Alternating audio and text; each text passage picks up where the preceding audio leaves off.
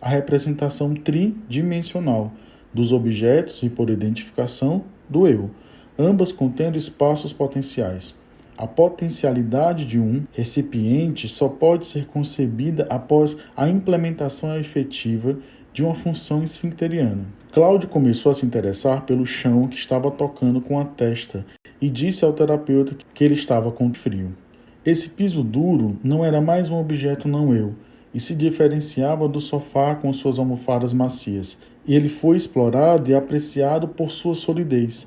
Numa sessão, Cláudio ainda pôs as mãos nas calças, uma na frente e outra atrás. A posição foi difícil de manter por muito tempo, mas era importante para ele ter sucesso. O terapeuta se perguntou em voz alta se ele precisava proteger as partes que sentia como um pouco vulneráveis, onde tinha sensações novas que ainda não conhecia bem. Cláudio olhou para ela com os olhos bem abertos e com atenção intensa enquanto ela falava. Ela continuou dizendo que ele agora sabia que seu corpo tinha uma boca, onde entrava a comida que ele comia, assim como ele tinha uma boca da qual sua voz e palavras saíam no momento. E que ele também sabia que tinha um pequeno buraco na parte de trás, do qual ele podia deixar sair o cocô. E um pequeno buraco no final de seu pipi, de onde ele podia deixar sair o xixi. Cláudio continuou a olhar intensamente para sua terapeuta, que falava e lentamente tirou as mãos das calças. Ele parecia ter compreendido este longo e complexo comentário. Ele pegou um lápis e foi até a janela, de onde observou que estava escuro. Ele pressionou o lápis na diagonal em um dos cantos inferiores do mostrador da janela e disse: "É um triângulo." Ele seguiu a forma de seus 3 lados no dedo e os contou com os dedos de outra mão. Ele agora tinha 6 anos e ia para a escola. Ele observou longamente o triângulo. Depois foi para o canto da sala e tocou o canto onde as 2 linhas no chão e da parede se encontram. Ele verificou mais uma vez a consistência do piso e disse duro. Depois levantou-se, foi para o sofá como se quisesse sentir a diferença entre a sua consistência macia e a dureza do chão. Ele voltou para a janela e olhou para fora, dizendo novamente que estava escuro. Depois, ele cuspiu saliva sobre o vidro. Há muito que desistiu dessa atividade que era frequente no início da terapia. Ele queria apagar ou excluir a noite que estava lá fora, para onde teria ido em breve, já que o final da sessão estava se aproximando. Ele diz: "Eu quero cuspir." O terapeuta responde: "Você sabe que em breve nos despediremos. Talvez queira cuspir para tirar a nossa salvação de dentro e a noite em que vai sair." Cláudio começou a cuspir no chão, depois se aproximou da terapeuta com uma atitude ameaçadora, como se quisesse bater nela. Mas ao mesmo tempo, ele ouviu intensamente quando ela disse que não era fácil se despedir e que ele estava bravo com ela por isso. Ele parou de cuspir e se enrolou no sofá na posição do pequeno caracol. A terapeuta disse que o pequeno caracol queria se afastar do que dói, mas que ela pensaria nele quando ele saísse daqui. Cláudio levantou-se, pegou no lápis com o qual tinha formado o triângulo no canto da janela e procurou em vão enfiá-lo no buraco da fechadura. Pouco antes de sair da sala, ele deixou o lápis cair no buraco do vaso sanitário. O lápis caiu para que o terapeuta pudesse recuperar antes de Cláudio partir. Quando Cláudio formou um triângulo com seu lápis e o nomeou corretamente, ele mostrou que sua autopercepção como uma entidade mais sólida abriu seu mundo interno a uma forma primitiva de terceiridade que assim se tornou uma noção que tinha significado. Vimos que um sentimento de continuidade da existência e solidez é o pré-requisito para uma existência de tridimensionalidade. O lápis estabelece um limite e desenha uma forma com lados lineares e ângulos pontiagudos, diferentes tanto do ponto de vista sensorial tátil como visual da redondeza das almofadas macias do sofá. Tustin ressalta que as formas geométricas que aparecem no material de uma criança quando ela começa a sair do autismo não têm mais as características de um objeto autista. Maria Hood confirma: as formas geométricas aparecem quando as crianças estão no limiar de um novo desenvolvimento importante. A capacidade de contar também está ligada à solidificação psicofísica. Os números são unidades sólidas e delimitadas. No mundo líquido, a matemática não faz sentido. Cláudio explorou os opostos, não só o duro e o mole, as formas agudas e redondas, mas também a luz e a escuridão, o quente e o frio, o exterior e o interior. A observação da realidade torna-se possível quando existe um aparelho mental capaz de ver a si próprio e ao outro e de reconhecer diferenças básicas. O uso de sua saliva teria um duplo significado. Primeiro, foi usado para reconstruir a imutabilidade autista, apagar as diferenças recriando um estado de aderência viscosa, mas no final da sessão seu uso mudou. Expressando sua frustração quando a sessão termina, a criança diz: "Eu quero cuspir." Um eu que apareceu em seu corpo mostrou uma vontade, o desejo agressivo dirigido contra a terapeuta má em um movimento linear, projetando um líquido corporal furioso em direção a ela. Se ele conseguisse conter sua urina no passado, no momento da separação, em um estado de angústia e de alienação, ele agora se tornou capaz de reconhecer a fonte externa de sua frustração e puxar o jato de sua saliva para o objeto errante que estava prestes a abandoná-lo. A identificação projetiva estava começando a se tornar uma nova possibilidade de se proteger de sentimentos intoleráveis. Não é surpreendente que Cláudio, assim como Tommaso, tenha recorrido às suas defesas autísticas no final da sessão, quando a separação estava muito próxima. Ele não expeliu mais o líquido viscoso do interior de seu corpo, mas voltou a ser o pequeno animal viscoso. No último momento da sessão, no entanto, Cláudio recompactuou uma última vez. Ele deixou cair o lápis no buraco do lavatório. O lápis era um corpo sólido, assim como a criança que estava saindo da sala. E esse lápis desaparecido era uma mensagem para a terapeuta e uma representação de sua ansiedade. Ele mesmo saiu da sala sem cair em buraco negro nenhum, mas saiu em silêncio, deixando o lápis para a terapeuta recuperar. Uma criança volátil, Antônio e a descoberta do peso, volume e tridimensionalidade. Antônio tinha 5 anos no início de sua psicoterapia. Hermeticamente fechado no seu isolamento autista, ele não reagiu às minhas comunicações verbais. A linguagem estava praticamente ausente. O uso que ele fazia do espaço parecia acidental. Ao girar em círculos na sala, às vezes senti que ele tendia a me excluir de seu movimento circular, mas mais frequentemente ele era indiferente se eu estava fora ou dentro dos seus círculos. O olhar de Antônio aparentemente atravessou-me sem me ver. Ele não reconhecia nas portas ou nas janelas sua função de delimitações espaciais, mas a usava para escalar. Este era o único uso do espaço que parecia ter uma relação com a minha presença. Ele costumava subir sempre que havia um breve momento de contato entre ele e eu. Sua destreza acrobática não estava apenas a serviço de sua tentativa de fugir de mim para um outro lugar, mas Antônio parecia querer, ao subir, cancelar o momento de comunicação entre nós, diluindo-se e desaparecendo no ar como uma bola sem peso. Durante o 2º ano de terapia, o valor emocional da tendência da criança para se volatilizar, desaparecer e me fazer desaparecer mudou. Quando ele olhou pela janela e viu andorinhas voando no céu, ele entrou em pânico. Sua angústia era que eles teriam voado cada vez mais alto e não teriam voltado para baixo. A necessidade anterior de se diluir e desaparecer no espaço, alcançada ao subir em um estado de aparente ausência de peso corporal, havia se transformado em uma angústia de aniação provocada pela própria diluição. Ficar lá embaixo e dentro tornou-se de vital importância para Antônio, que me fez entender que eu precisava urgentemente construir uma gaiola para pássaros, para que eles não voassem muito alto. A imagem de uma gaiola que contém um pássaro representou uma conquista importante no desenvolvimento dessa criança. Ele agora podia imaginar um espaço real e não infinito, a sala de terapia. E nesse espaço, uma estrutura tridimensional, a gaiola, ou seja, um recipiente capaz de conter um conteúdo, o pássaro.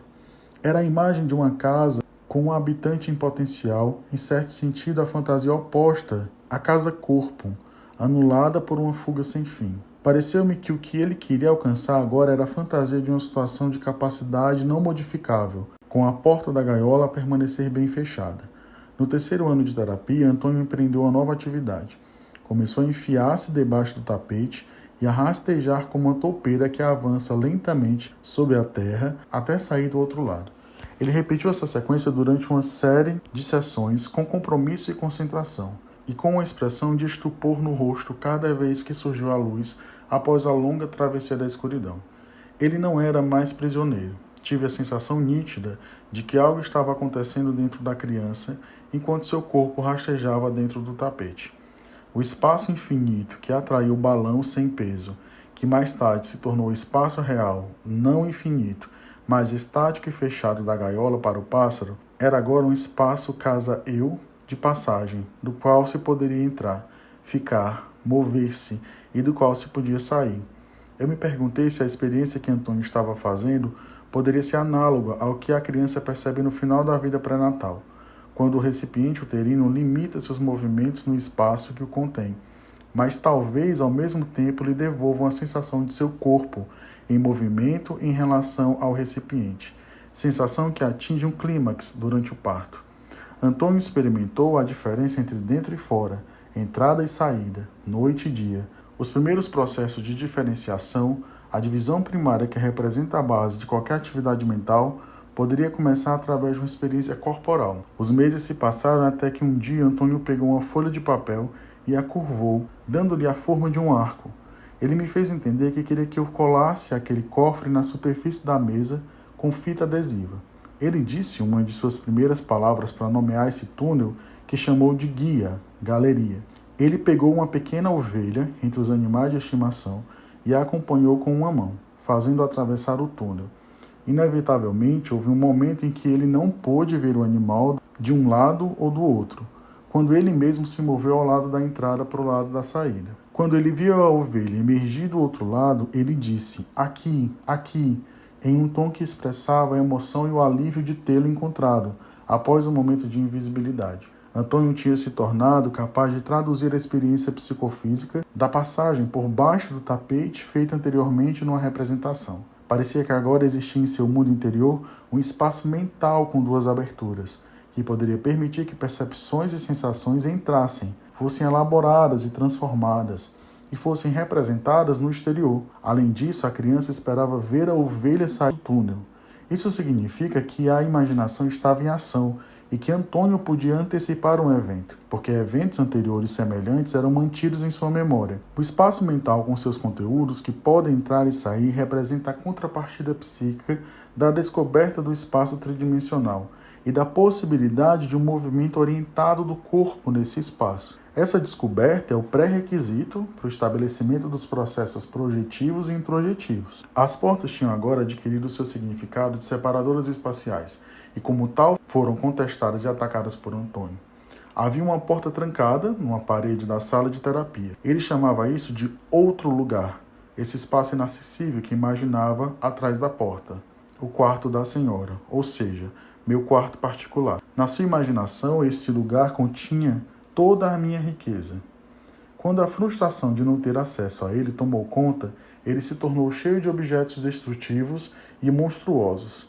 A identificação projetiva havia se instalado em seu aparelho psíquico. Antônio fez repetidas tentativas em vão de enfiar o bebê da família de seu equipamento na fenda entre a porta e o chão.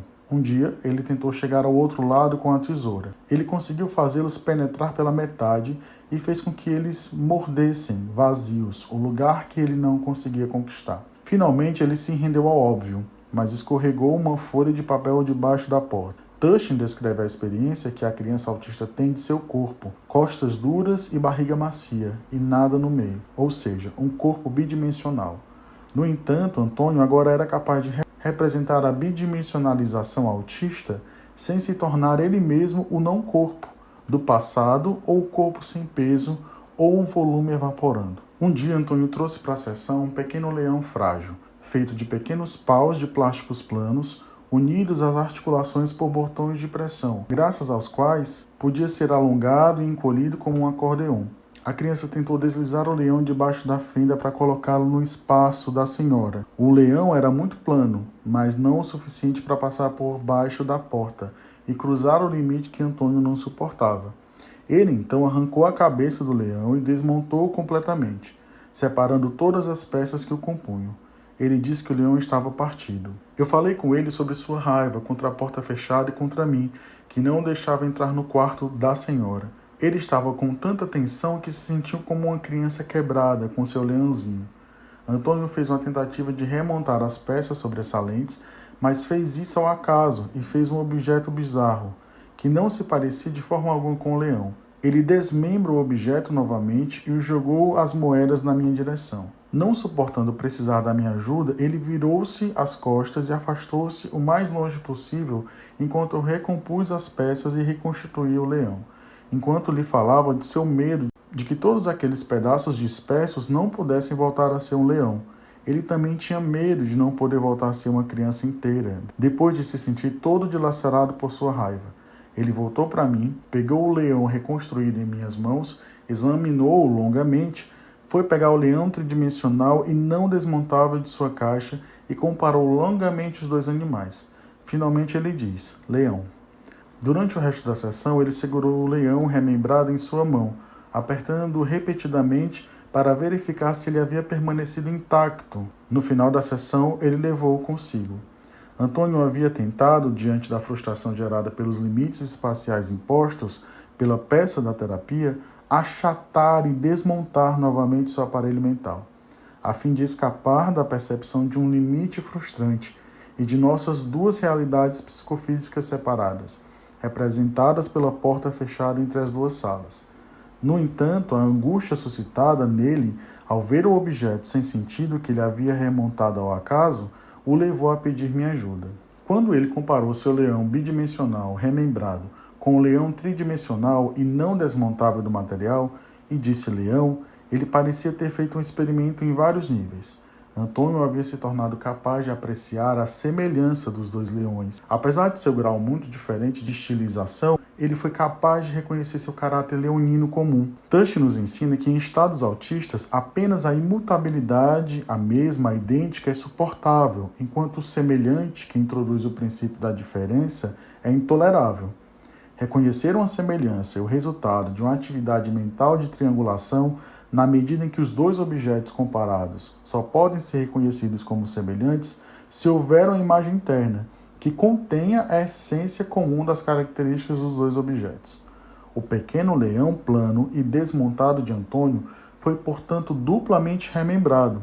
Seus membros foram conectados organicamente e ele havia sido lembrado, enquanto na memória da criança, o reconhecimento deu-se graças às características leoninas reconstituídas. Podemos nos perguntar se Antônio reconheceu ao leão tridimensional e não desmembrado de seu material de jogo uma permanência de identidade no tempo que faltava ao seu leão plano, frágil e desmontável, que ele teve que verificar continuamente durante a sessão para ter certeza de que permaneceu idêntico a si mesmo. Parece que nessa sessão, Antônio foi capaz de perceber os efeitos devastadores das manobras autistas que achatam e desmantelam a experiência frustrante, intolerável, com o objetivo implícito de eliminar toda a autoconsciência como sendo separado. A criança tinha se tornado capaz de apreciar o corpo sólido, tridimensional e não desmontável do leão da terapia, que graças à sua permanência no espaço e no tempo, podia ter um nome próprio.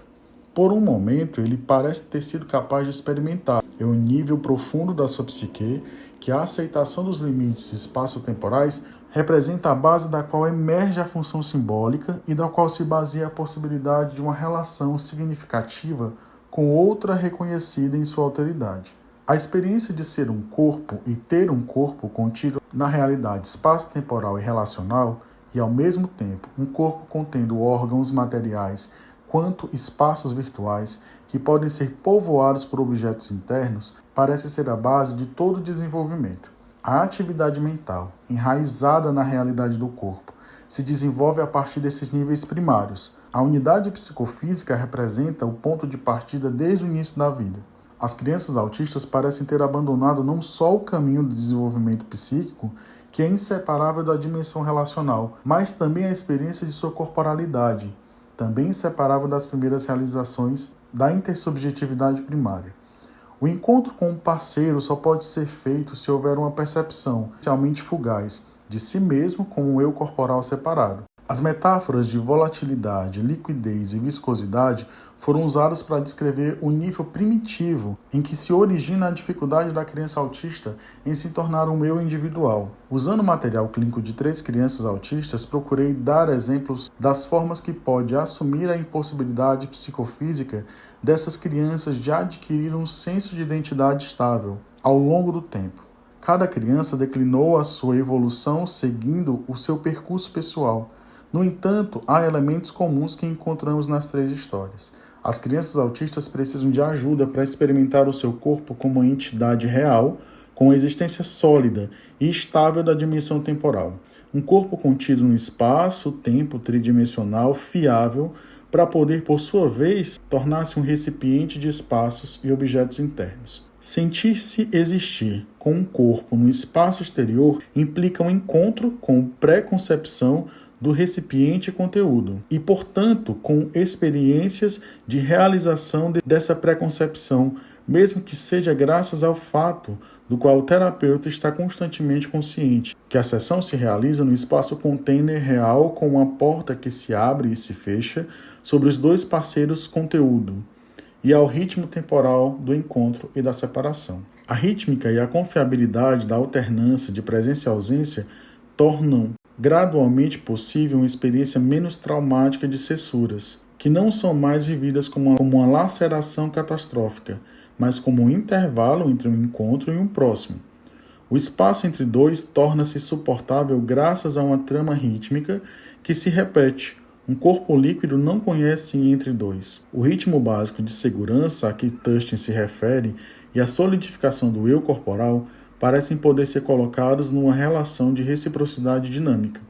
A criança autista precisa ser ajudada a abandonar seu estado de ninguém, de não corpo, e a encontrar ou reencontrar no ambiente protegido da terapia sua realidade corporal e permitir que esse corpo se solidifique gradualmente, a fim de poder existir no espaço-tempo e se tornar uma entidade sólida, capaz de interagir com outros eu corporais, outras entidades psicofísicas. Graças a uma atenção especial à sua corporalidade, ele pode ser ajudado a seguir o caminho do desenvolvimento psíquico que perdeu ao mesmo tempo que perdeu o corpo. Essas experiências estabelecem as bases para que o corpo se torne um eu corporal com sua forma, contornos, solidez e continuidade ao longo do tempo e adquira o sentido de sua identidade. Portanto, o corpo anteriormente abandonado, tornado líquido, gasoso, viscoso ou congelado, a fim de escapar do terror da separação, pode se tornar um eu encarnado, um eu que habita seu corpo. Esse eu também pode usar sua corporalidade para estabelecer contatos modulados com o mundo e seus habitantes. No mundo interno, os espaços mentais tornam-se, através do início dos processos subjetivos e introjetivos, potenciais recipientes prontos para receber impressões, sentir emoções, desenvolver pensamentos, representações e reminiscências que contribuem para o crescimento dos objetos internos. São essas experiências primordiais, intimamente ligadas a experiências rítmicas, que representam a base sobre a qual se torna possível, para uma criança autista, que não conheceu o mundo e o eu corporal no mundo, experimentar seu corpo, ter um corpo e habitar esse corpo como um espaço interno capaz de acolher e pensar pensamentos.